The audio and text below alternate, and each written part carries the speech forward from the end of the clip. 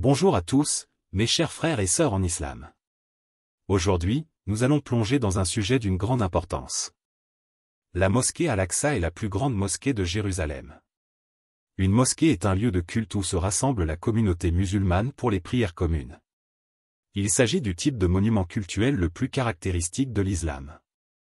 On ne trouve pas de règles définies dans le Coran sur ce que devrait être le lieu pour prier Allah, à l'exception de la Qibla, à savoir la direction vers laquelle doit se tourner le fidèle pour accomplir la prière rituelle.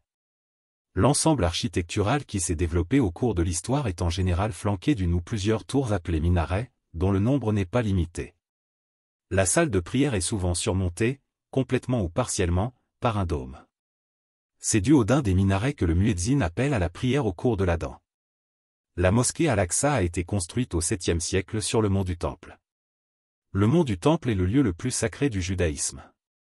C'est le site sur lequel se trouvait le temple de Jérusalem, détruit en 586 avant Jésus-Christ par le roi Nabuchodonosor II et en 70 par l'empereur Titus. La partie occidentale des murs monumentaux, bâtie par Hérode pour agrandir le site, serait le seul vestige du temple de Jérusalem et constitue le mur occidental, qu'autel, ou mur des lamentations. Aujourd'hui, l'esplanade des mosquées occupe la majeure partie du mont du Temple avec deux monuments majeurs de l'islam, la mosquée Al-Aqsa et le dôme du Rocher. Le mont du Temple forme le premier lieu saint du judaïsme tandis que l'esplanade des mosquées est le troisième lieu saint de l'islam sunnite, après la Mecque et Médine. Et fait partie, avec le dôme du Rocher. Le dôme du Rocher ou la coupole du Rocher appelée parfois mosquée d'Omar, est un sanctuaire érigé à la fin du 7e siècle sur ordre du calife Abd al-Malik ibn Marwan sur le mont du Temple. Il fait partie du Haram al-Sharif, le noble sanctuaire connu en français sous le nom d'esplanade des mosquées et partout ailleurs sous celui de mont du Temple el-Cid qui comprend aussi la mosquée Al-Aqsa à Jérusalem-Est. Achevé en l'an 691 ou dans la seconde partie de l'année 692, en 72 de l'Hégire, son dôme est reconstruit en 1022 et rénové en 1089, 1318, 1448, 1830, 1874, 1962 puis complètement en 1994. Lors de cette dernière restauration, on pose des plaques de cuivre recouvertes d'une fine couche de nickel et d'or. D'un ensemble de bâtiments religieux construits sur l'esplanade des mosquées. L'esplanade des mosquées est l'espace situé dans la vieille ville de Jérusalem sur le mont du Temple, en hébreu Arabaï, mont de la maison, et lieu le plus sacré du judaïsme, sur lequel se situait son temple, en arabe Be al-Makdi maison de sainteté ou al-Haram al-Sharif noble sanctuaire, appellation contemporaine.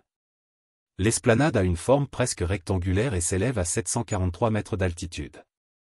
Elle comprend aujourd'hui de nombreux édifices, dont le célèbre dôme du Rocher et la mosquée Al-Aqsa, qui est la plus grande de Jérusalem.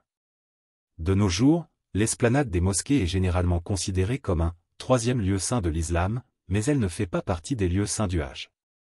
Cependant une tradition musulmane identifie la mosquée très éloignée du voyage nocturne de Muhammad, Coran 17h01, avec celle de l'esplanade, quoiqu'il n'y avait pas de mosquée à Jérusalem du vivant de Muhammad, ni avant l'an 637.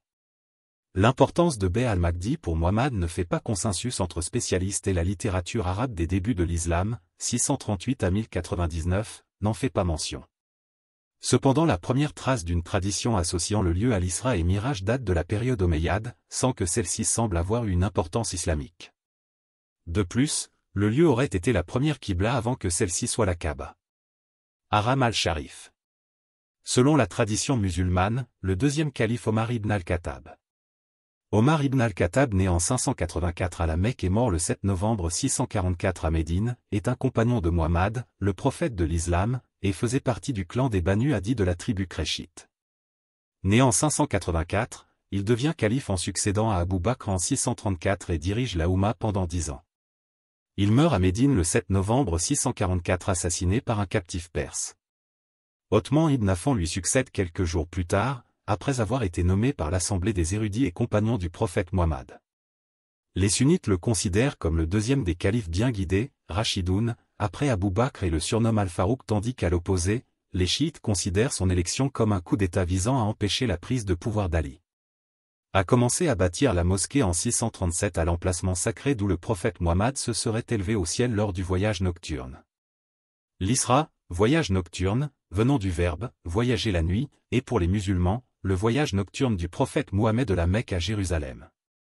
Il est suivi par le Miraj, échelle, ascension, moment où selon la tradition musulmane, Mohammed est monté aux cieux en compagnie de l'ange Gabriel sur une monture appelée Al-Bourak. La tradition situe cet événement au 27 Rajab de l'an 2 avant l'Hégire, soit autour de l'année 620 de l'ère chrétienne, et le commémore durant la « nuit de l'Ascension », Layla al-Miraj. L'islam des premiers temps ne mentionne pas la destination, mais une tradition apparue dès le 7e siècle qui ne s'est toutefois véritablement développée qu'après la première domination croisée sur Jérusalem, fin du 6e début du 7e siècle, donne la destination comme étant le mont Al-Aqsa à Jérusalem, faisant ainsi de celle-ci la troisième ville sainte de l'islam selon le Coran. Le Coran Al-Qur'an, la récitation est le texte sacré de l'islam. Pour les musulmans, il reprend mot pour mot la parole d'Allah, Dieu. Œuvre de l'Antiquité tardive datant du 7e siècle, le Coran reste le premier et le plus ancien livre connu en arabe à ce jour. La tradition musulmane le présente comme le premier ouvrage en arabe clair, avec le caractère spécifique d'inimitabilité dans la beauté de sa structure et dans ses principes moraux et éthiques. Pour les musulmans, le Coran regroupe les révélations d'Allah transmises par l'archange Gabriel Jibril, au dernier prophète et messager de Dieu, Muhammad, le digne de louange de 610-612 jusqu'à sa mort en 632. Le Coran est parfois appelé Al-Kitab, le livre, Dhikr, le rappel, ou encore Al-Qur'an, le discernement. Pour les musulmans sunnites, il est l'expression d'un attribut incréé de Dieu adressé à toute l'humanité. La tradition musulmane considère que le texte canonique du Coran remonte au troisième calife, Uthman. Ce point fait néanmoins toujours l'objet de recherches et de débats parmi les historiens du XXIe siècle. Pour ces derniers, le Coran est un ensemble composite de textes compilés ou rédigés par des auteurs différents, fixés dans les dernières années du 7e siècle, sous le règne du calife Omeyyade al-Malik, 685 à 705, véritable organisateur de l'Empire et qui fit de l'islam sa religion officielle. Ce texte rassemblerait des éléments venant de la prédication de Muhammad, mais aussi des textes d'origine chrétienne voire païenne. Le Coran serait donc l'héritier de sources multiples rassemblées par la première communauté des croyants qui se reconnaissaient dans l'enseignement de Muhammad. La date de fixation du texte coranique suscite des débats chez les historiens. Le Coran est divisé en chapitres, appelés sourates, au nombre de 114, dont la première est appelée Al-Fatiha, le prologue, l'ouverture, ou encore, la mère du livre. Ces sourates sont elles-mêmes composées de versets nommés ayah, qui signifient « preuve », mais également « signe », et que l'on retrouve notamment dans le mot « ayatollah ». Merci d'avoir regardé la vidéo et de vous abonner à la chaîne si ce n'est pas fait pour ne rien rater de nos prochaines vidéos.